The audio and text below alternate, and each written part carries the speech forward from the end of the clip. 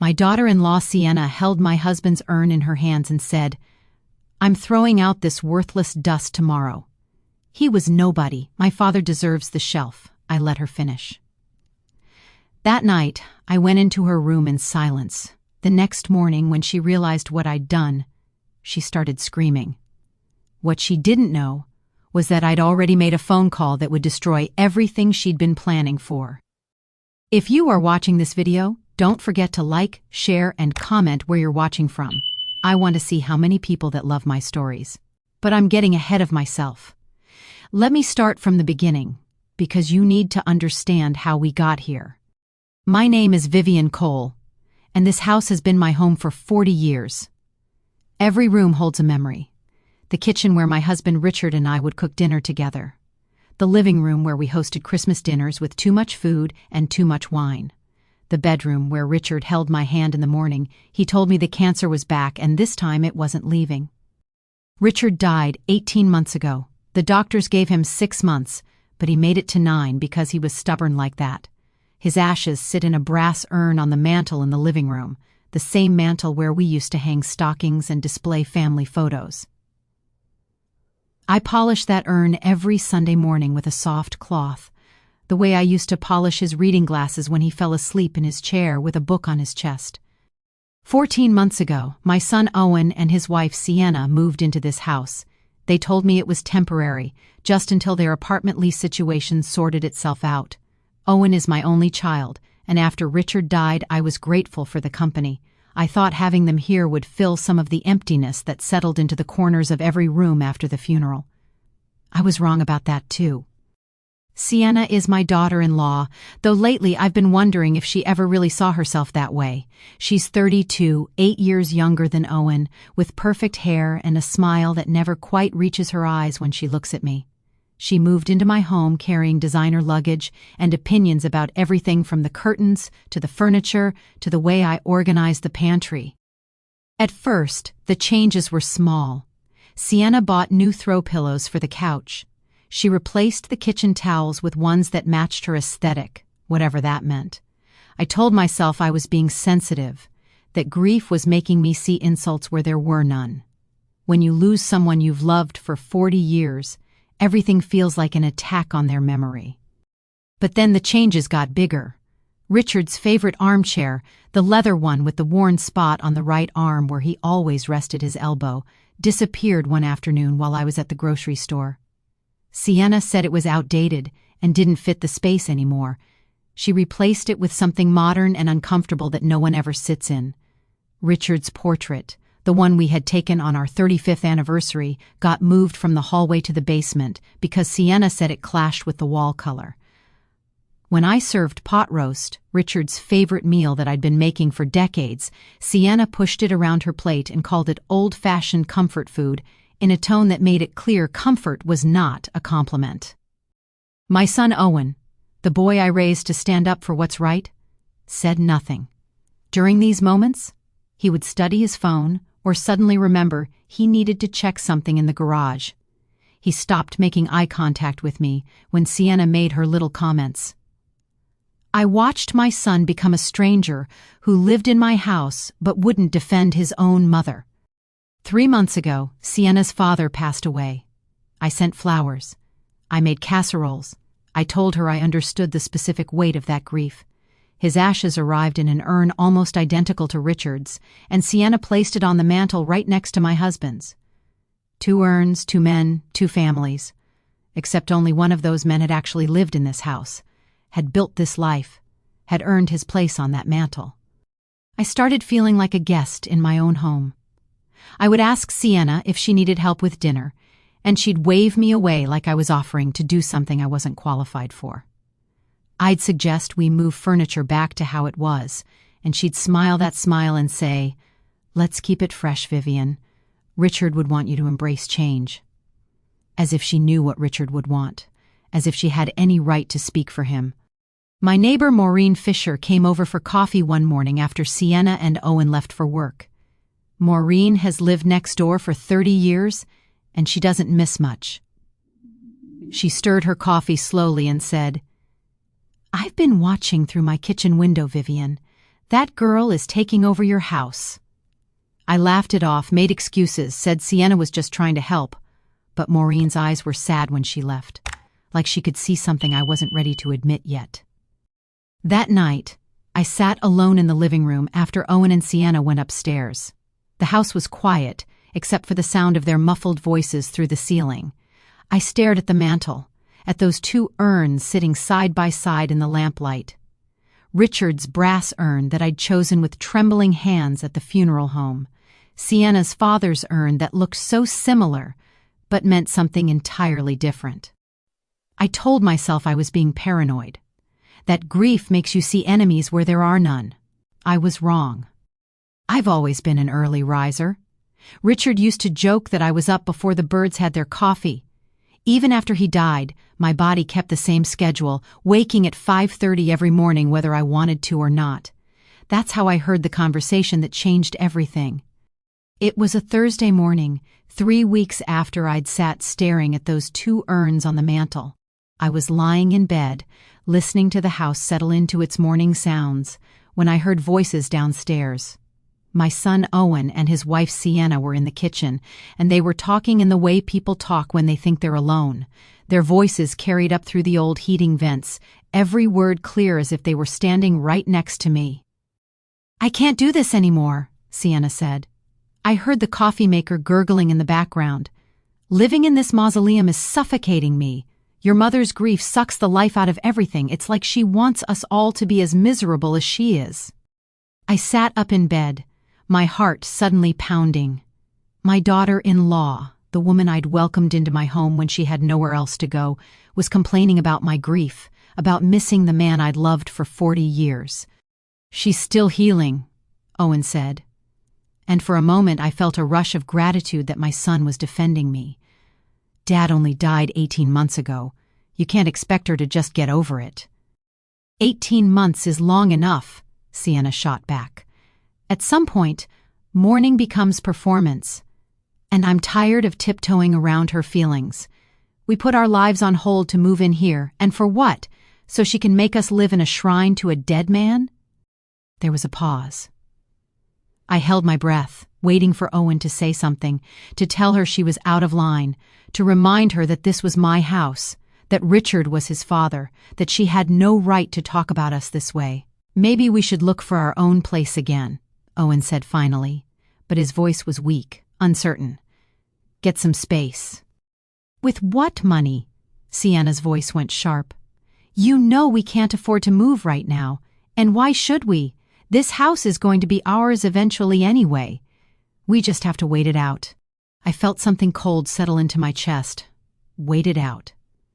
As if I was some obstacle standing between them and their inheritance.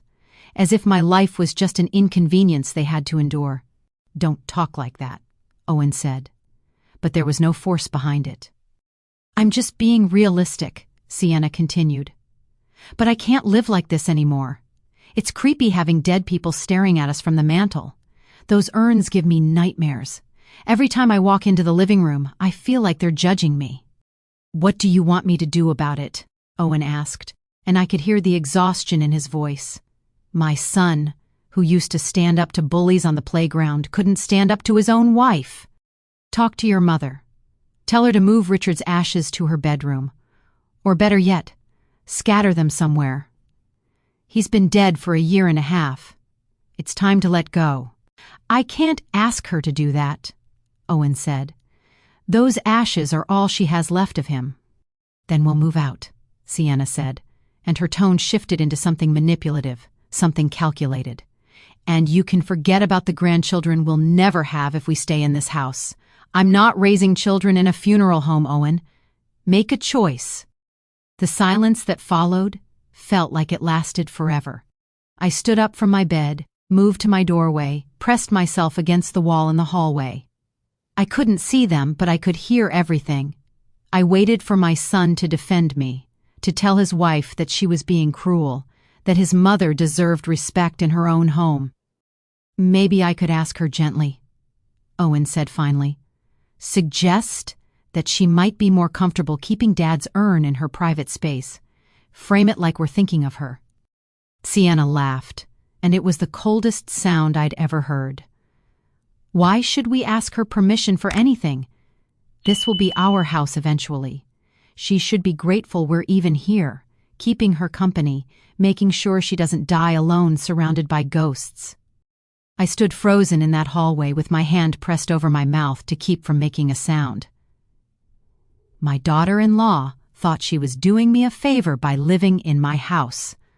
My son was willing to ask me to hide my husband's ashes in my bedroom so his wife wouldn't be uncomfortable. And neither of them seemed to remember that this was my home, built with my money and my husband's work, filled with our memories and our life. I heard them moving around, getting ready to leave for work. I stepped back from the hallway and retreated to my bedroom before they could see me. My heart was pounding so hard, I thought it might break through my ribs. I sat on the edge of my bed, trying to steady my breathing, trying to process what I'd just heard. Later that morning, after Owen and Sienna had left, my neighbor Maureen Fisher came over for our weekly coffee. She took one look at my face and knew something was wrong. "What happened?" she asked, settling into the kitchen chair across from me. I almost told her everything. The words were right there, crowding behind my teeth, desperate to come out. But something stopped me. Maybe it was pride. Maybe it was the need to be absolutely certain before I said anything out loud. Maybe it was the first stirring of something else, something colder and more calculated than anger. "Nothing," I said, pouring her coffee with steady hands. "Just tired. Didn't sleep well." Maureen looked at me with those knowing eyes of hers, but she didn't push. We drank our coffee and talked about her garden and the weather and everything except what was really happening in my house.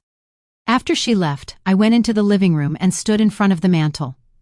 Richard's brass urn gleamed in the afternoon light. I reached out and touched it gently, the way I used to touch his hand. "I won't let her erase you," I whispered. "I promise." I'd raised a son who loved me, or so I thought. But love without a spine is just permission. Permission for cruelty, permission for disrespect, permission for someone else to take everything you've built and call it their own. I wasn't going to give them permission anymore. 3 days passed after I overheard that conversation in the kitchen. 3 days of watching my daughter-in-law Sienna move through my house like she already owned it, watching my son Owen avoid my eyes whenever she made one of her comments. 3 days of saying nothing, of keeping my face neutral, of swallowing every word that wanted to come out. I'd learned something important in those 3 days. Silence can be a weapon if you know how to use it. On Sunday morning, Sienna announced at breakfast that she was planning to do some spring cleaning in the living room. She said the word streamlining 3 times, as if repetition would make it sound less like what it really was, erasing every trace of Richard from the common spaces of our home. "I think it's time we simplified the space," she said, spreading jam on her toast with careful precision. "Too much clutter makes a room feel heavy. We need to lighten things up, let in some air and energy." Owen nodded along like he always did, and I simply smiled and said that sounded lovely. Sienna looked surprised at my cooperation, pleased with herself, like she'd finally trained me to be agreeable.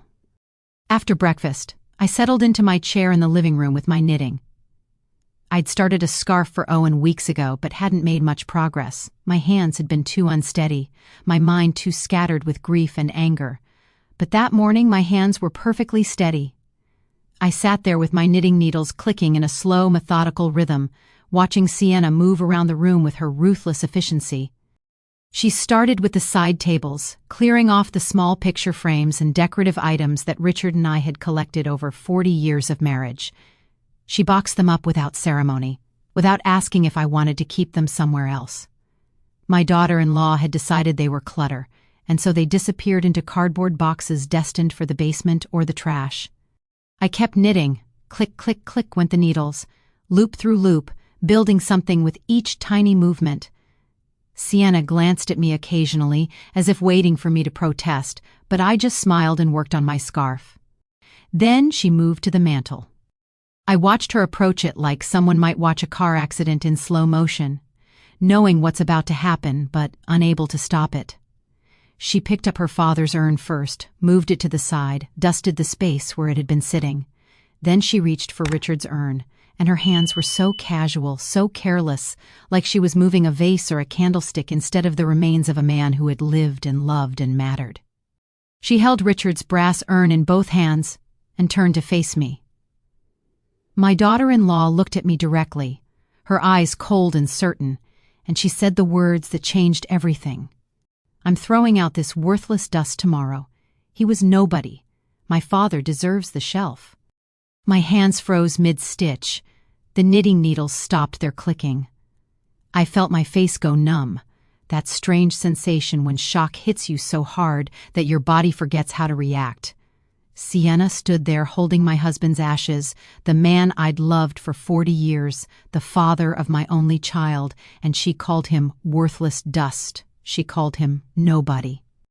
Every muscle in my body wanted to scream, wanted to stand up and rip that urn out of her hands, wanted to throw her out of my house and tell her never to come back. But something deeper and colder took over, something that remembered the conversation I'd overheard 3 days ago, something that understood this moment was bigger than my immediate rage. I forced myself to stay calm. I made my hands start knitting again, even though they were trembling.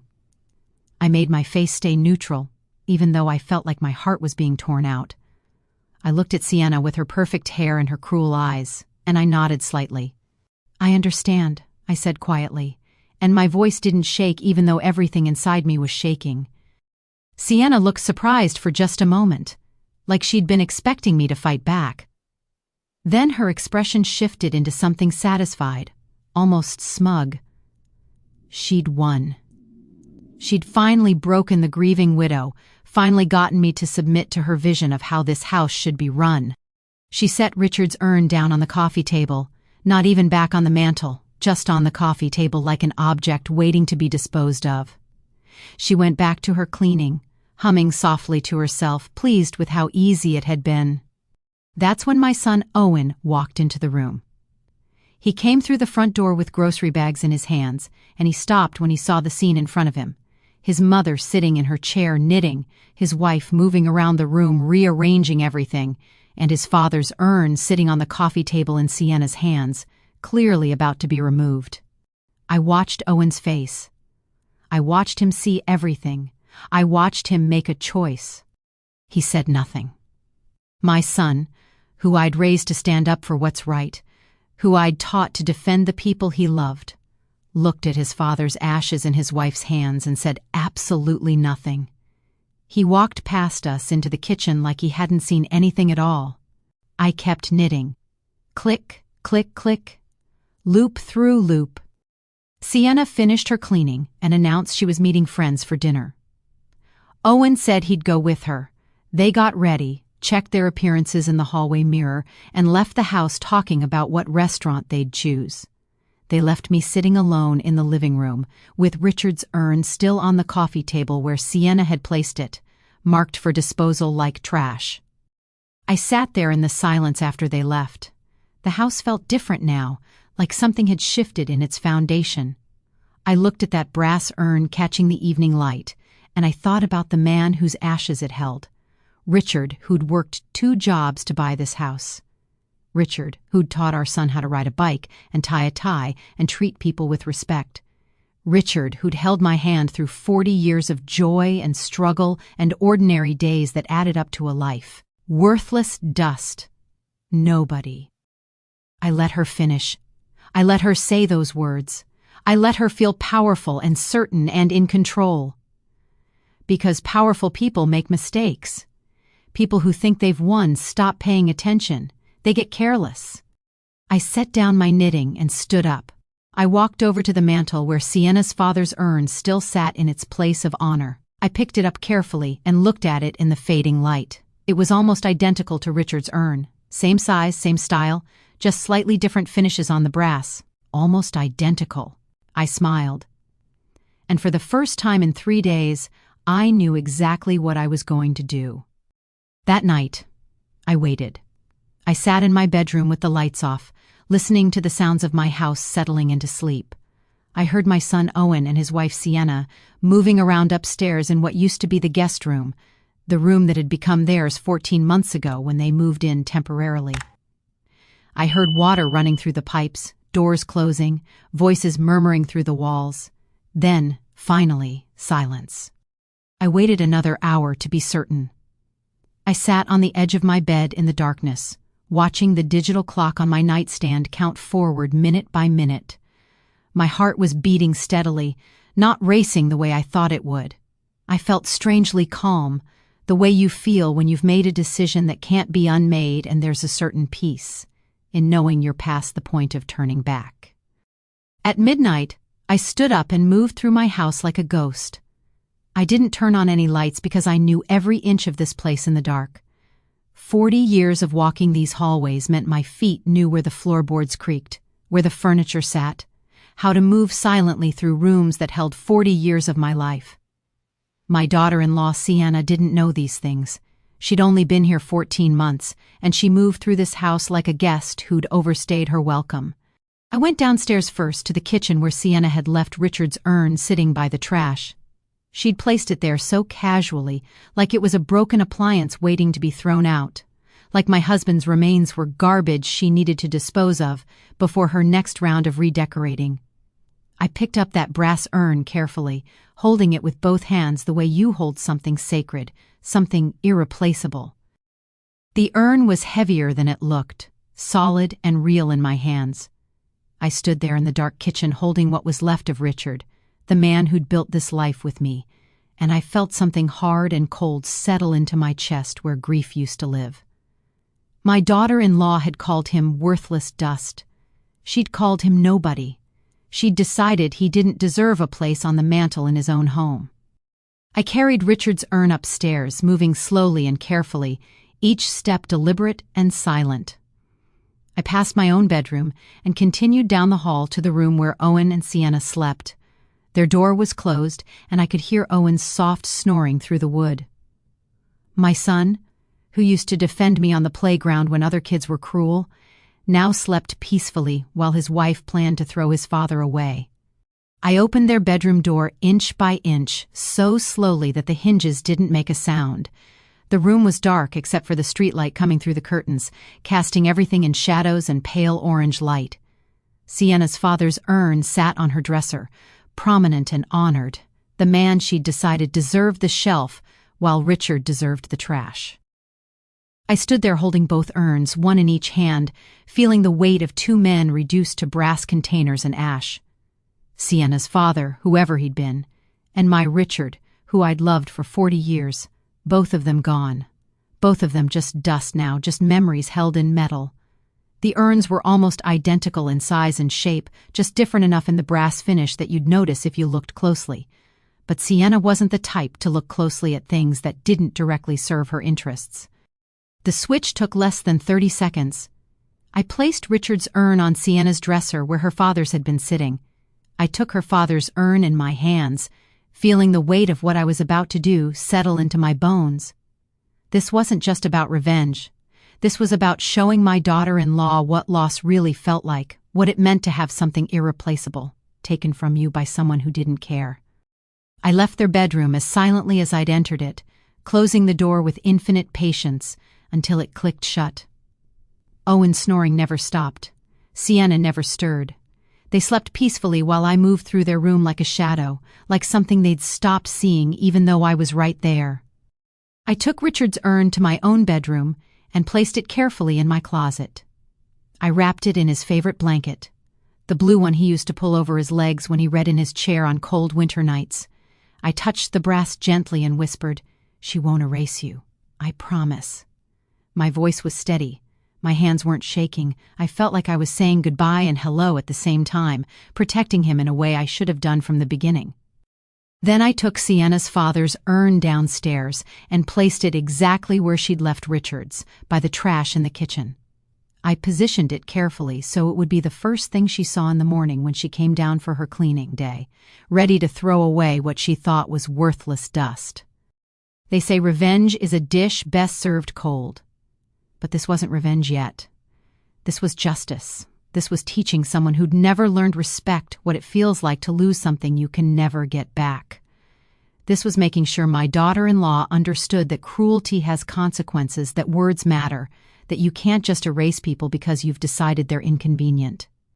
I went back to my bedroom and lay down on top of the covers, fully dressed, staring at the ceiling.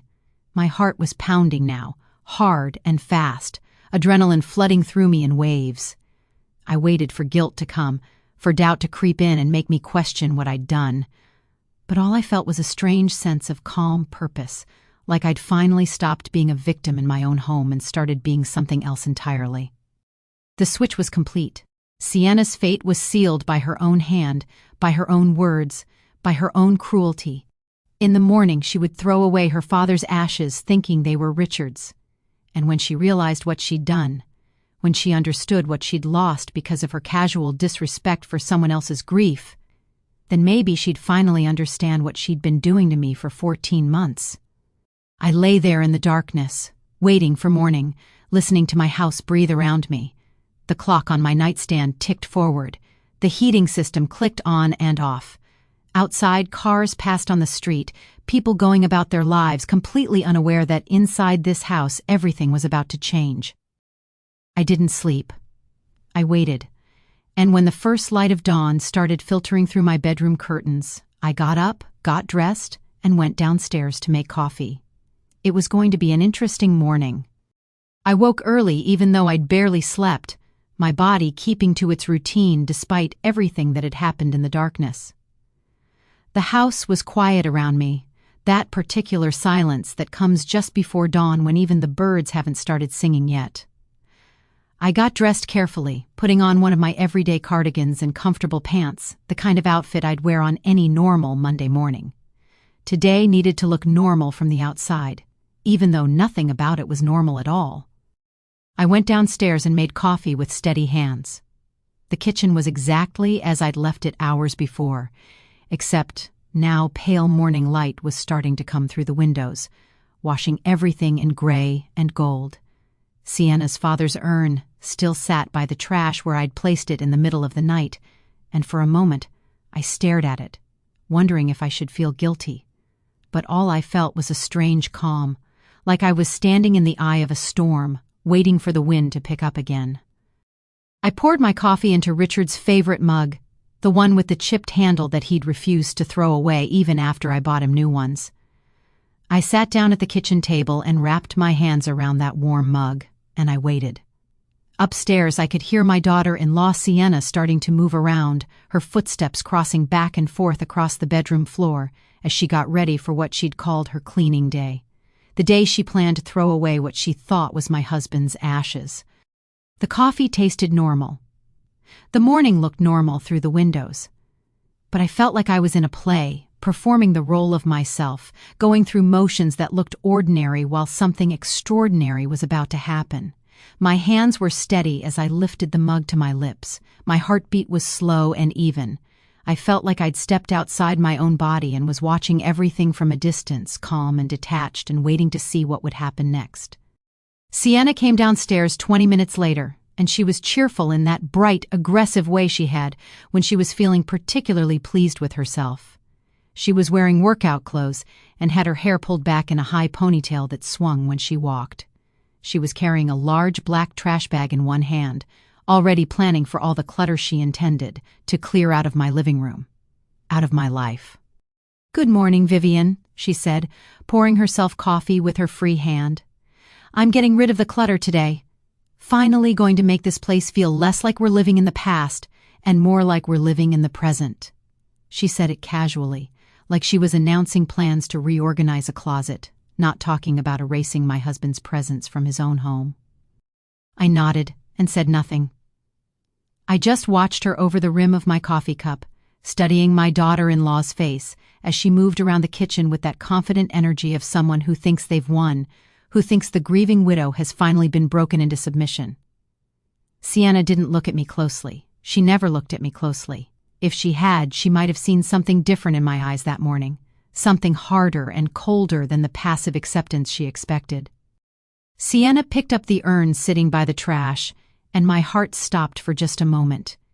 She held it casually in one hand while she sipped her coffee with the other, not even looking at what she was holding. She didn't notice that the brass finish was slightly different from the urn she'd held yesterday. She didn't notice anything at all except her own satisfaction at finally getting rid of what she'd called worthless dust, what she'd called nobody. "It's really time," Sienna said, talking more to herself than to me. "Holding on to ashes isn't healthy. People need to move forward, let go of things that keep them stuck in grief. You'll thank me for this eventually, Vivian. You'll see how much lighter the house feels without all this death energy hanging around." She dropped the urn into her trash bag without ceremony, without respect, just a casual movement like she was tossing out an empty bottle. That's when my son Owen came downstairs. He was already dressed for work, his tie slightly crooked the way it always was until I fixed it for him, except I'd stopped fixing it months ago because Sienna had made it clear that was her job now. Owen saw the trash bag in his wife's hands, saw me sitting at the kitchen table watching, and he stopped in the doorway with this expression of helpless confusion. "You're really doing this?" Owen asked Sienna, and his voice was quiet, uncertain, like he was hoping she'd change her mind but didn't have the courage to actually ask her to stop. "Your mother agreed," Sienna said, gesturing toward me with her coffee cup. "We talked about it yesterday. She understands it's time to move forward. Right, Vivian?" She looked at me expectantly, waiting for me to confirm her version of events, to validate her cruelty with my silence. I nodded slightly and took another sip of my coffee. I watched my son's face, saw him want to protest, and then saw him swallow those words down, saw him choose his wife's comfort over his father's memory one more time. Owen looked at me like he was apologizing without words, then he looked away and poured himself coffee, turning his back on the whole situation because that's what he'd been doing for 14 months. Sienna finished her coffee and announced she was taking the trash out to the curb since it was collection day. She tied up the black trash bag with the urn inside it, hefted it in both hands, and walked out the front door humming something under her breath. I heard her footsteps on the driveway, heard the heavy plastic bin lid slam open, heard the trash bag hit the bottom of the empty bin, heard the lid slam shut again. I sat at the kitchen table motionless, the coffee mug still warm in my hands. Owen stood at the counter with his back to me, and neither of us said anything. The silence in that kitchen felt thick and heavy, like the air before a thunderstorm when you know something's about to break but you can't quite see it yet. Sienna came back inside, satisfied and energized, ready to move on to the next item on her cleaning list. She didn't know. She had no idea what she'd just thrown away. She'd disposed of her own father's ashes thinking they were Richard's, and she was pleased with herself for doing it, pleased with herself for finally clearing out the clutter and moving this household forward into her vision of what our life should look like. I sat there watching her bustle around the kitchen, and I didn't feel guilty. Not yet. I felt nothing, and that scared me more than anything. I just watched my daughter-in-law throw her father's remains into the trash, and I felt absolutely nothing except a strange, hollow calm, like I was waiting for something to arrive but I didn't know what. Owen left for work without kissing either of us goodbye. Sienna went upstairs to change into her cleaning clothes. And I sat at that kitchen table with Richard's coffee mug in my hands, waiting for the moment when my daughter-in-law would go into her bedroom and look at the dresser and realize that the urn sitting there wasn't the one that was supposed to be there. The trap was set. The damage was done.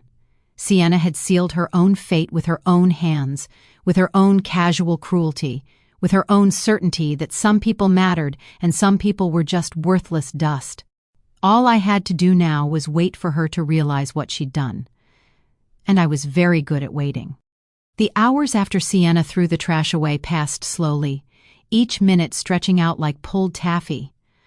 I went about my normal routine because that's what you do when you're waiting for something inevitable to happen. I started a load of laundry in the basement, folding towels with careful precision, smoothing out every wrinkle. I wiped down the kitchen counters even though they were already clean. I moved through my house doing ordinary things while something extraordinary waited just around the corner. Upstairs, I could hear my daughter-in-law Sienna moving around in her bedroom. She'd changed into her cleaning clothes like she'd planned, and now she was reorganizing her space the way she'd been reorganizing my entire house for 14 months. I heard furniture scraping across the floor, drawers opening and closing, her footsteps crossing back and forth. She was humming again, that satisfied sound of someone who thinks they've finally gotten their way. I was in the living room dusting the bookshelf when Sienna's footsteps suddenly stopped. The humming cut off mid-note. There was a moment of complete silence, and in that silence I felt my heartbeat pick up speed for the first time all morning. This was it. This was the moment she'd noticed.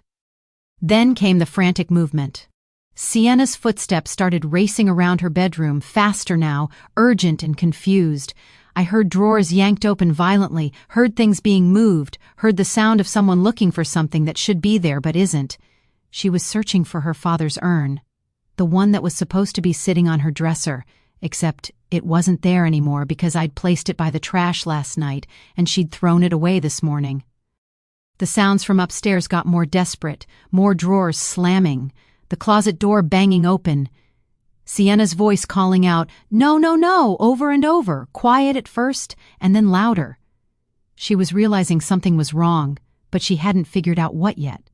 She was in that terrible space between confusion and understanding, where your brain knows something's happened, but hasn't quite caught up to what it means. Then came the silence. A long, terrible silence that felt like the whole house was holding its breath. I stood perfectly still with my dustcloth in my hand, listening to that silence, knowing exactly what was happening in my daughter-in-law's mind as the pieces fell into place. She was remembering the urn by the trash. She was remembering throwing it away without looking at it closely. She was understanding what she'd done. I heard Sienna run.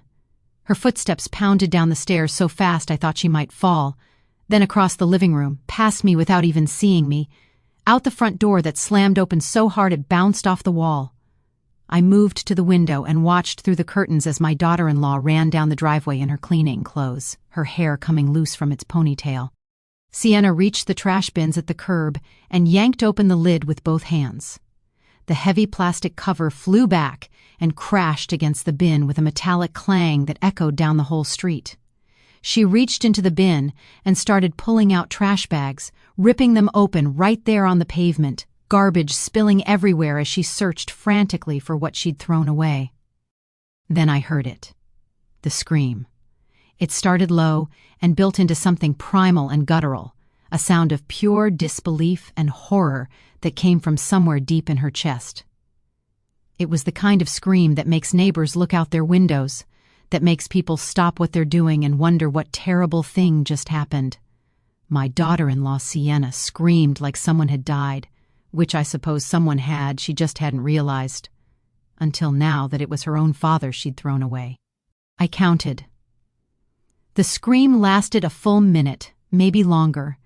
It went on and on until Sienna ran out of breath and it turned into sobbing, harsh and broken. When she stopped, when that terrible sound finally cut off and left just the morning quiet again, I knew she finally understood loss. Real loss.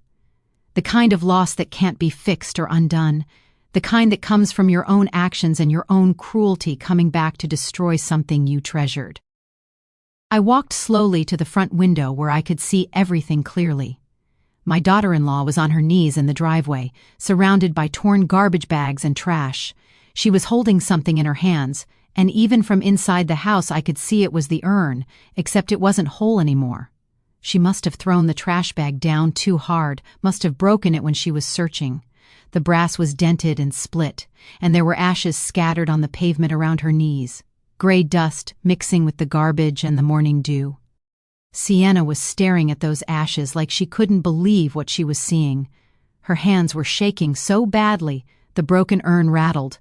Her whole body was trembling, and she kept making these small broken sounds, half sobs and half gasps, like she was trying to breathe but couldn't remember how. She reached down and tried to scoop up the ashes with her bare hands, but they just slipped through her fingers and scattered more, spreading across the wet pavement. I stood at my window watching my daughter-in-law kneel in her own destruction, and I felt something hard and cold settle in my chest. This was what she'd planned to do to Richard. This casual disposal, this irreversible destruction, this treatment of someone's remains like they were garbage to be thrown away. Except now she understood what it felt like from the other side. Sienna had called my husband worthless dust. She'd called him nobody. She'd held his urn in her hands and announced she was throwing it out like he'd never mattered, like 40 years of his life and love meant nothing. And now she was kneeling in garbage trying to gather up her own father's ashes from the pavement, understanding too late what she'd done, understanding too late that some things can't be taken back. Scattered ashes can't be gathered. Broken urns can't be repaired. Words spoken in cruelty can't be unspoken. My daughter-in-law had learned all these lessons in the space of one morning, and the knowledge of it was destroying her right there in the driveway. She'd sealed her own fate with her own hands and her own words, and now she was living with the consequences. I let the curtain fall back into place and turned away from the window. I'd seen enough. My daughter-in-law Sienna could kneel in that driveway as long as she wanted, could scream as loud as she needed to, could try to undo what couldn't be undone. But I had things to do, plans to put in motion, because this wasn't finished yet. The ashes were just the beginning. What came next would hurt even more. I was sitting in my chair in the living room, the same chair where I'd sat knitting when Sienna had held Richard's urn and called him worthless dust, when my daughter-in-law burst through the front door. Her face was streaked with tears and rage, her clothes dirty from kneeling in the driveway garbage, her hands still clutching the broken brass urn. She looked like something wild and desperate, and when she saw me sitting there calm and composed, something in her eyes went from desperate to dangerous. "What did you do?" Sienna screamed at me, her voice so loud it seemed to shake the windows. She was holding that broken urn out in front of her like evidence in a trial, like proof of some crime I'd committed. "What did you do to my father?" I looked up at my daughter-in-law with steady eyes and steady hands, and I said in a calm voice, "I didn't throw anything away, Sienna." "You did." The words came out measured and precise, each one deliberate. I'd been planning what I'd say for hours, and now that the moment had arrived, I felt strangely peaceful about it. Sienna's face contorted with rage and disbelief. She took 3 steps toward me, still holding that broken urn, trash still stuck to her cleaning clothes. "Where are they? Where are my father's ashes? What did you do with them?" Her voice was climbing higher with each question, getting more frantic, more out of control. "I switched them," I said simply, and I watched the words land on her like physical blows. "Last night, while you and Owen were sleeping, I went into your room and I switched the urns. You wanted to throw away my husband like he was trash, like he was worthless dust, like he was nobody, so I let you throw away your father instead." The silence that followed was absolute. Sienna just stared at me, her mouth opening and closing like she was trying to form words but couldn't remember how language worked. Her face went through several expressions in rapid succession: disbelief, horror, rage, and finally a kind of sick understanding. She'd done this to herself. She'd destroyed her own father's remains with her own hands because she'd been so certain, so casual, so cruel about throwing away mine. "You're lying," Sienna finally said, but her voice was weak now, uncertain. "You're lying. You wouldn't. You couldn't." She was trying to convince herself more than me, trying to make this not be real, trying to undo what couldn't be undone. "They're gone, Sienna," I said, and my voice was as cold as I'd ever heard it. "Just like you said Richard was. Just dust. Worthless." I used her own words against her, and I watched them cut her deeper than any other words I could have chosen. That's when my son Owen came home from work. He must have seen Sienna's car still in the driveway, must have seen the trash scattered across the pavement because he came through the front door already looking worried. What he walked into was his wife standing in the middle of our living room holding a broken urn and sobbing, and his mother sitting calmly in her chair watching it all unfold. "What's going on?" Owen asked, looking between us, his face pale and confused. "What happened? Why is there trash everywhere outside?" "Your mother switched the urns!" Sienna screamed at him, turning her rage on Owen now that I wouldn't give her the reaction she wanted. She switched them last night and let me throw away my father's ashes. She destroyed him. Make her fix this. Make her bring them back. Owen looked at me, and I met his eyes steadily. I saw him trying to understand. Saw him hoping this was some misunderstanding that could be explained away and smoothed over the way he always tried to smooth things over. But there was no smoothing this. There was only the truth. I switched them, I confirmed, speaking directly to my son. She said she was throwing your father out, called him worthless dust, called him nobody, said her father deserved the shelf and Richard deserved the trash, so I let her throw away what she thought was worthless. Turns out she destroyed what she valued most. Sienna made a choking sound and fell to her knees on the living room floor, still clutching that broken urn. "Please," she sobbed, looking up at me with streaming eyes. "Please tell me you didn't really do this. Please tell me my father's ashes are safe somewhere. I'll apologize. I'll move out. I'll do anything. Just please."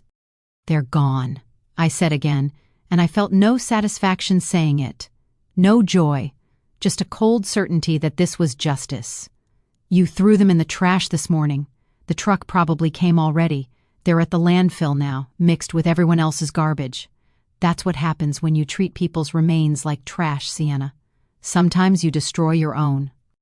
Owen was standing frozen in the doorway, his face cycling through shock and horror, and something that might have been the beginning of understanding.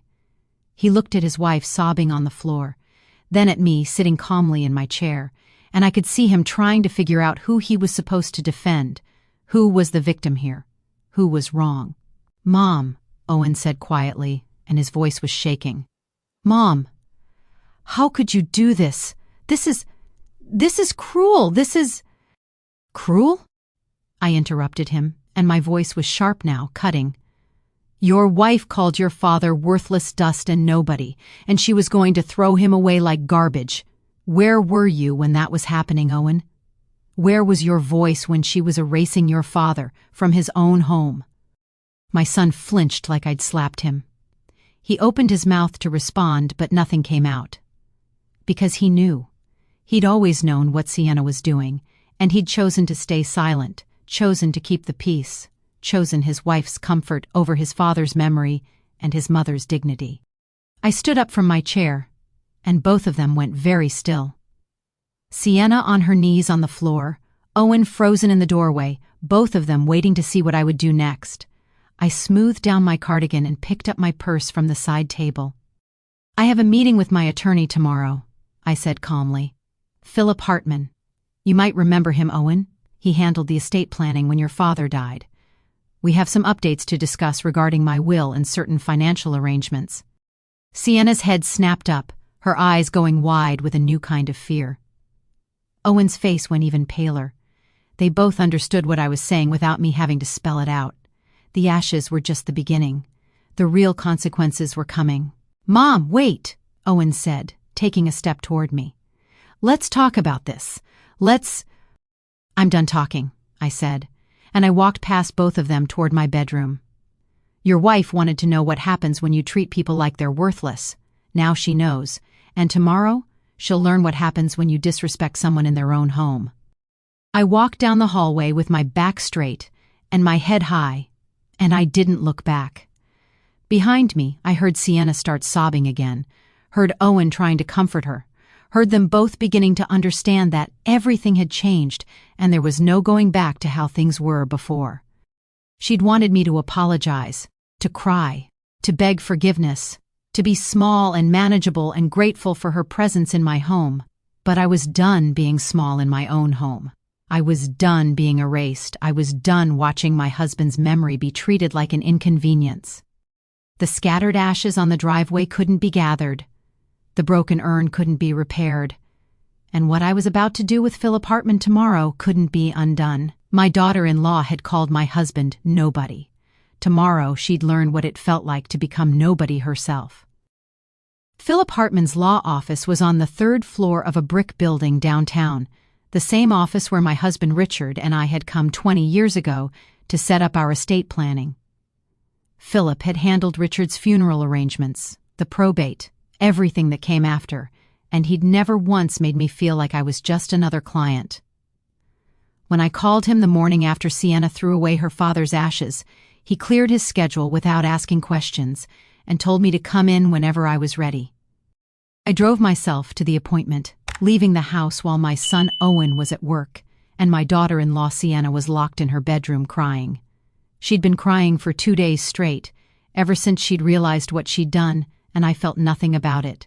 No guilt, no sympathy, just a cold clarity about what needed to happen next.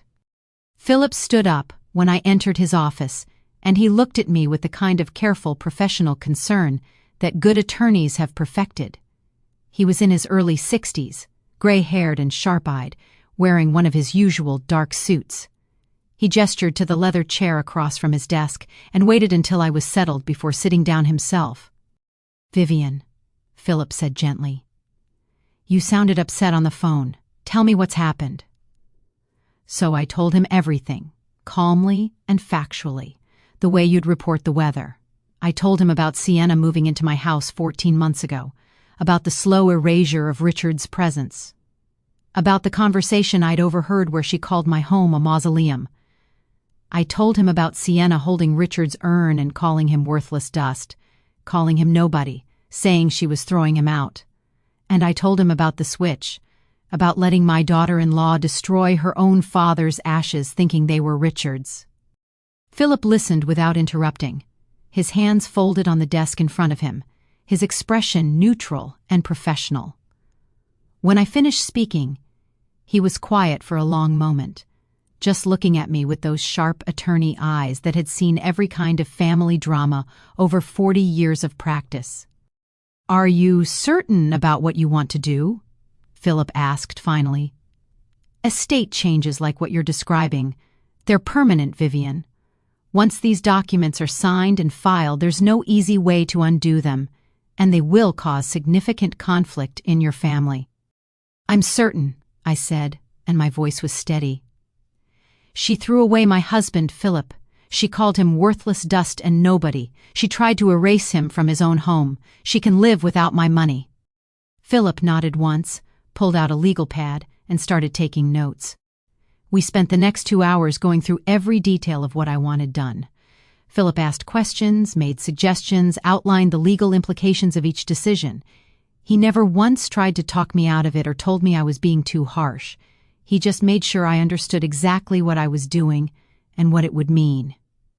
The new will was straightforward in its cruelty. Sienna was completely removed from any inheritance. Not a single dollar, not a single item from the house.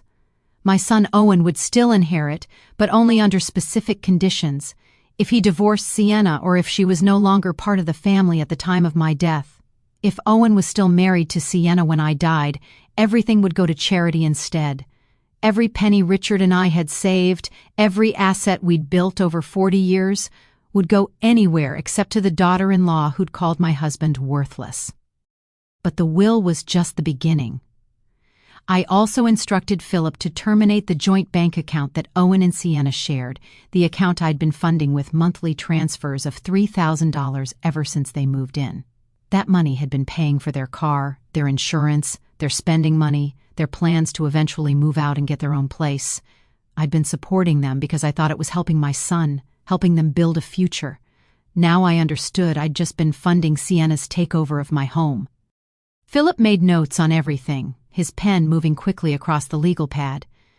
He asked if I wanted to give Owen any warning, any chance to change things before the account closed.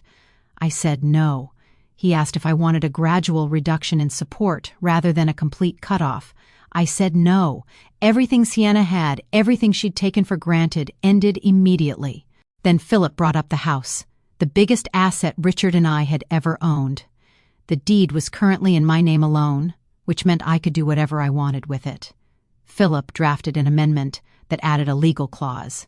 If I died, while Owen was still married to Sienna, the house would be sold and the proceeds donated to charity. Owen could only inherit the house if Sienna had no legal claim to him or to anything that had been Richard's and mine. "She'll fight this," Philip said, sliding the documents across his desk for me to review. Your daughter-in-law will absolutely fight this, Vivian. She'll claim undue influence, claim you weren't in your right mind, claim I pressured you. She'll make it ugly. Let her try, I said, picking up the pen Philip offered me. The documents were thorough and detailed, full of legal language that basically said my daughter-in-law would get nothing from the life Richard and I built. I read through every page carefully, and then I signed my name in all the places Philip had marked with colored tabs. My hand was steady as I signed. Each signature was clear and deliberate, my name written in the same handwriting I'd used to sign our marriage certificate, to sign Owen's birth certificate, to sign Richard's death certificate. Vivian Cole. Over and over, each stroke of the pen severing another tie between my daughter-in-law and my family's legacy. Philip witnessed each signature, added his own notarization, and placed all the documents in a legal folder with my name printed on the tab. He made copies of everything and handed me a complete set in a sealed envelope. He told me the changes would be filed with the court that afternoon, that the bank would process the account closure within 24 hours, that everything was now legally binding and permanent. My husband built this life for our family, I said, standing up and taking the envelope Philip handed me. Richard worked 2 jobs to buy that house. He saved every penny so we'd have security. She destroyed his memory. She threw him away like garbage. She deserves none of it. Philip walked me to the door of his office, and for the first time since I'd arrived, he let his professional mask slip just slightly. "I'm sorry you're going through this, Vivian," he said quietly. "Family conflicts like this, they're always the hardest. But you have every legal right to control your own assets, and these documents will hold up in any court." I thanked him and left his office feeling lighter than I had in months, maybe even since Richard died. I walked down the 3 flights of stairs instead of taking the elevator, carrying that envelope of legal documents like it was something precious. The afternoon sun was bright when I stepped outside, and the air felt cleaner somehow, like I could breathe properly for the first time in 14 months. I drove home slowly, in no hurry to get back.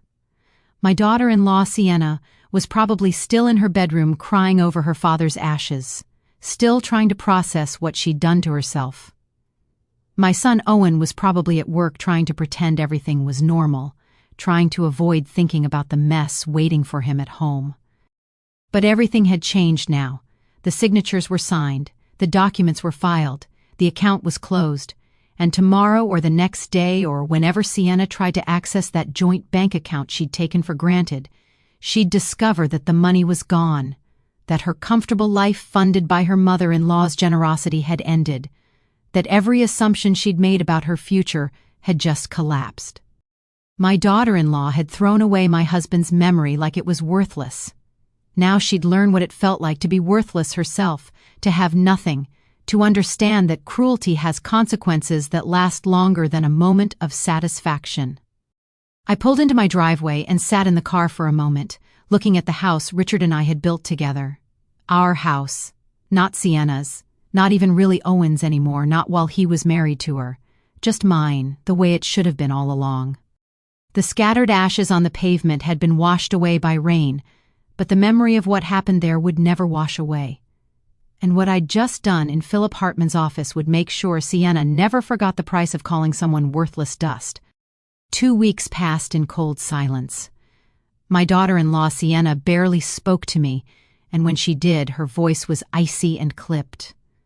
My son Owen moved through the house like a ghost, avoiding both of us, spending long hours at work and even longer hours locked in his bedroom with Sienna. They whispered behind closed doors, and I heard my name mentioned often, always in tones of anger and disbelief, but neither of them confronted me directly after that first terrible day. Sienna had stopped crying after about a week, and something harder had replaced the grief in her eyes. She looked at me now with cold calculation, like she was planning something, plotting some kind of revenge or legal action that would punish me for what I'd done. She'd hired a lawyer, I'd heard her tell Owen, someone who specialized in elder law and undue influence cases. She was going to prove I wasn't in my right mind, that I'd been manipulated or confused. She was going to fix this. I let her plan and plot and believe she had options. I went about my daily routine, cooking meals that mostly went uneaten, cleaning a house that felt emptier every day despite having 3 people living in it. I was waiting for the next shoe to drop, waiting for Sienna to discover what else I'd done besides switching the urns. It happened on a Thursday afternoon. I was in the kitchen making tea when I heard Sienna's voice from upstairs, sharp and confused. Then I heard her footsteps running down the stairs, and she appeared in the kitchen doorway holding her phone in one hand and her credit card in the other. Her face was pale and confused. "The card declined," Sienna said, looking at me like she expected an explanation. "I was trying to buy groceries online and the card declined. I thought maybe there was a fraud alert or something, so I checked the account online." She held up her phone, showing me the banking app on the screen. "The account is closed. It says the account is closed. There must be some mistake." "There's no mistake," I said calmly, pouring hot water over my tea bag. "I closed the account. It was my money, Sienna. I've decided to stop funding your life." The color that had drained from Sienna's face came rushing back in red fury.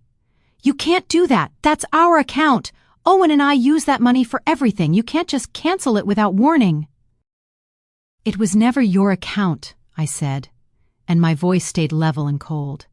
"It was my account that I allowed you and Owen to access. I transferred $3,000 into it every month as a gift. Gifts can be stopped at any time. I've stopped giving them."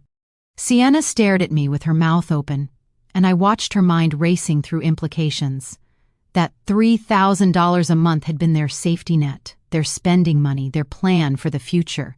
They'd been using it to save for the deposit on an apartment, to make car payments, to fund Sienna's shopping and dining out, and all the little luxuries she'd gotten used to.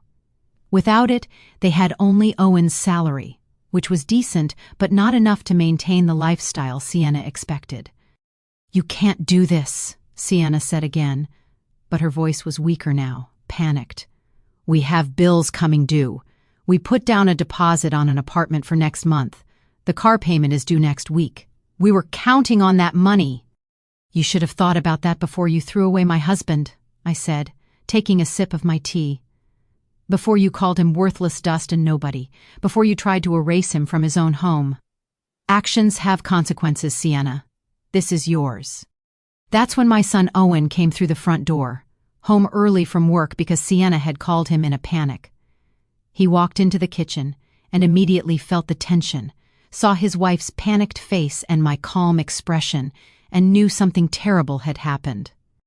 "Mom closed the bank account," Sienna said to Owen, her voice climbing toward hysteria. "She cut us off completely. No warning, nothing. She just closed it." Owen looked at me, and I saw him trying to find words, trying to figure out how to fix this situation the way he always tried to fix things. "Mom," he said carefully, "that money, we need that money. We've been planning our move. We have commitments. Can we talk about this? Can we work something out?" "You have a choice, Owen," I said to my son, and my voice was gentle but firm. "Her or your inheritance, your wife or your future. You choose." The silence that followed was absolute. Owen stood frozen between his mother and his wife, literally caught in the middle of the kitchen, and I could see him understanding for the first time that this wasn't something he could smooth over or compromise about. This was a choice with consequences. "What are you talking about?" Sienna demanded, turning from Owen to me. "What inheritance? What did you do?" "I updated my will," I said simply. "You're removed from it completely. Owen inherits only if he divorces you, or if you're no longer part of this family when I die. If you're still married when I pass, everything goes to charity. The house, the savings, the investments, all of it. Everything Richard and I built goes anywhere except to you." Sienna's face went from red to white in an instant. She looked like she might faint or vomit, her eyes going wide and unfocused. "You can't do that," she whispered, but there was no force behind it now. That's cruel. That's manipulation. I'll sue you. My lawyer will destroy you." I reached into the drawer next to the stove and pulled out the sealed envelope Philip Hartman had given me, the copies of all the legal documents I'd signed. I handed it to Sienna calmly, watched her fingers shake as she took it, watched her rip it open and pull out the papers inside. "It's all legal," I said while Sienna's eyes scanned the documents, growing wider with each page. "Reviewed by my attorney, filed with the court, completely within my rights. You have no claim to anything Richard and I built, Sienna. Not the house, not the money, not even the furniture. You threw away my husband like garbage. Now you get to live like garbage is all you deserve." Sienna read through the papers, her face draining of color with each paragraph. She got to the part about the house, about the clause that prevented Owen from inheriting it while married to her. She got to the part about the closed bank account. She got to the part about the charity donations that would happen instead of her getting anything. The papers shook in her hands. "This isn't happening," Sienna said, but she was talking to herself now, not to me. "This can't be happening. We had plans. We were going to—" Her voice trailed off as reality set in, as she understood that every plan she'd made, every assumption she'd had about her future, had just collapsed. Owen was still standing frozen, looking between his wife's devastated face and my calm expression. "Mom, please," he said quietly. "Please don't make me choose between you and my wife. That's not fair." "Fair?" I asked, and for the first time my voice had an edge to it. "Was it fair when she called your father worthless dust? Was it fair when she erased him from his own home? Was it fair when you stood by and let her do it because you were too weak to defend your own father's memory?" My son flinched, like I'd hit him, and I saw tears starting in his eyes. Good. He should cry. He should feel the weight of what his silence had cost, what his weakness had allowed to happen. "I gave her everything," I said, looking at Sienna still clutching those legal documents. "A home when she needed one, support when she had nothing, respect even when she showed me none. And she threw it all away with my husband's ashes. This is what she earned, Owen. This is what cruelty gets you." Sienna finally looked up from the papers, and her face had gone blank with shock. She'd read enough to understand that her mother-in-law's revenge was airtight, that there was no legal loophole, no way to fight this without spending more money than she had. Her lawyer could file whatever motions they wanted, but Philip Hartman had made sure every document was unassailable. "You've destroyed us," Sienna whispered, and tears were finally starting to run down her face again. "You've destroyed our marriage, our future, everything. Over ashes. Over a dead man's ashes." "No," I said quietly. "You destroyed yourselves. I just made sure you couldn't profit from it." Chapter 10. Dust to Dust. 1 month after my daughter-in-law Sienna read those legal documents in my kitchen, she and my son Owen moved out of my house. They found a cramped apartment on the other side of town, the kind of place with thin walls and a parking lot view and rent they could barely afford on Owen's salary alone. I didn't help them move. I stood at my window and watched them load boxes into a rental truck, and I felt nothing but relief when they finally drove away. Owen called occasionally after they left, maybe once a week. Our conversations were brief and strained, talking around everything important like strangers making small talk. We never mentioned Sienna or the ashes or the will or the bank account. I spent the first week after they moved out redecorating my house, reclaiming every space Sienna had tried to make her own. Richard's portrait came back up from the basement and returned to its place in the hallway. His favorite armchair came back from storage. Every trace of my daughter-in-law's aesthetic got erased from my home the same way she'd tried to erase Richard. My neighbor Maureen Fisher came over for tea 3 weeks later. We sat in the living room that looked like itself again, with Richard's urn back in its place of honor on the mantel. "Do you regret it?" Maureen asked me. She was the only person who'd witnessed the whole slow erosion of my dignity over 14 months. "What you did to Sienna, do you regret any of it?"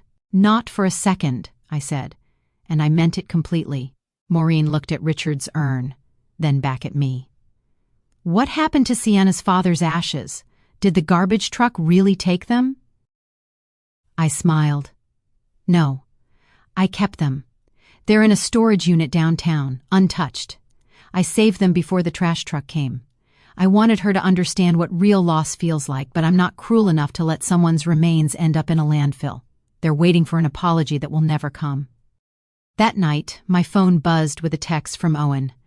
The message was short and painful. I understand why you did it. I should have stood up for you. I should have defended Dad's memory. I was weak, and I'm sorry. I didn't respond. Owen's understanding had come too late, but it was something. I sat alone in my living room that night, in Richard's chair by the window. Everything was where it belonged again. Every memory was honored instead of erased. The house felt peaceful in a way it hadn't since Richard died. They say revenge doesn't heal you. Maybe that's true. But justice? Justice lets you sleep at night. I walked to the mantel where Richard's urn sat exactly where it should have been all along. I picked up a single red rose and placed it gently beside the urn, touching the brass with gentle fingers. "We're home," I whispered to my husband, "to the life we'd built together over 40 years. She tried to erase you, but we're still here. We're home." The house was quiet around me, but it wasn't empty anymore. It was full of Richard again, full of our memories, full of the respect and dignity my daughter-in-law had tried to strip away. I'd fought for this home. I'd fought for Richard's memory, and I'd won. If this story moved you, hit that subscribe button and the notification bell, because every day we share stories of mothers who refused to stay silent, who fought back when family turned cruel, who chose justice over being nice.